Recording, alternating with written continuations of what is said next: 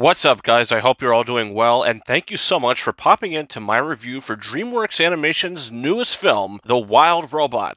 This is from Chris Sanders, the director of Lilo and Stitch and How to Train Your Dragon, among other things, and he is now directing The Wild Robot. The previous film he directed was a live-action 2020 film starring Harrison Ford, The Call of the Wild, which I thought was an okay little movie, but this film is on another level. This film is on the level of Lilo and Stitch and How to Train Your Dragon. This film is a masterpiece. Believe the hype, believe everything you've heard about this movie. I know a lot of the time I see so many great reviews for a movie that I'll go see it and I'll be like, okay, it was good, but I think the hype kind of ruined it for me.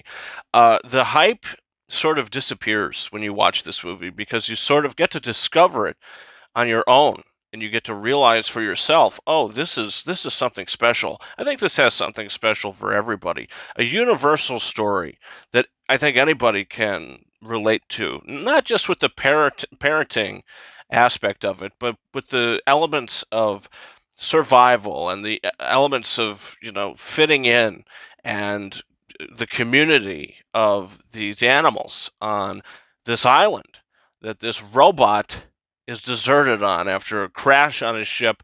The robot Roz is deserted on an island. This is a robot that kind of reminded me of Baymax, and Lupita Nyong'o disappears into this role. She is incredible as Roz, and what she's doing with her voice. This is an all-time voice performance for a lead character. Pedro Pascal also slips right into this role. You have a bunch of supporting actors. Mark Hamill is unrecognizable as the bear. Catherine O'Hara, which is also in another movie right now, which I really enjoy, Beetlejuice. She's in this film. You have Bill Nye in the film. There's so many great supporting actors and actresses in this movie that are supporting the excellent story and adding to this beautiful film with beautiful animation. I mean, the animation that DreamWorks is doing lately, with Puss in Boots, it looks original, it feels original. I think the sound design is phenomenal. This film, I think, should be the fourth animated film to be nominated for Best Picture after Disney's Beauty and the Beast and Pixar's Up and Toy Story 3. That hasn't happened since 2010. It hasn't happened in 14 years. Few people thought it might happen with Inside Out. Few people thought it might happen with Coco. But guess what? It's finally happening here. This is an incredible film. This is a masterpiece. This is an animated masterpiece. The only thing that I would say didn't work for me in this movie is just a small portion of it, but it's this auto villain. When I say auto, I mean like the autopilot from WALL-E.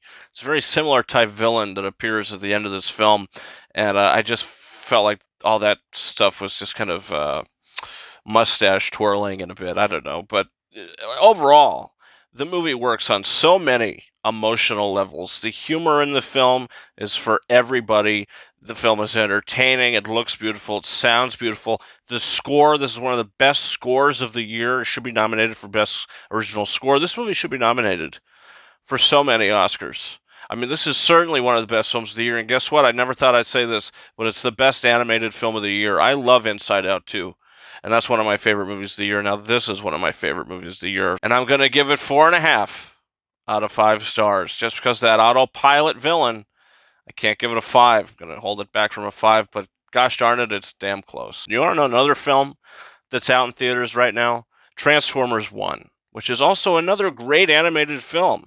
I mean, this is a great year for animation. You've also had some doozies, including like Despicable Me 4, but you've had 3 incredible animated films this year with Transformers 1, Inside Out 2, and now The Wild Robot. And we'll see how Moana 2 shapes out. I think that's the only big animated movie coming out for the rest of the year. So it's going to be a very difficult task to top these 3 films I just mentioned. So leave that down below. Also, don't forget to hit that subscribe button for a bunch of reviews coming in the future. We'll be seeing Joker Folly You Do in just a week. We'll have a review up for that. And guys, you can follow me on Twitter and or X at Ranking72 and Instagram and TikTok at KingOfRises131. That's been it for me.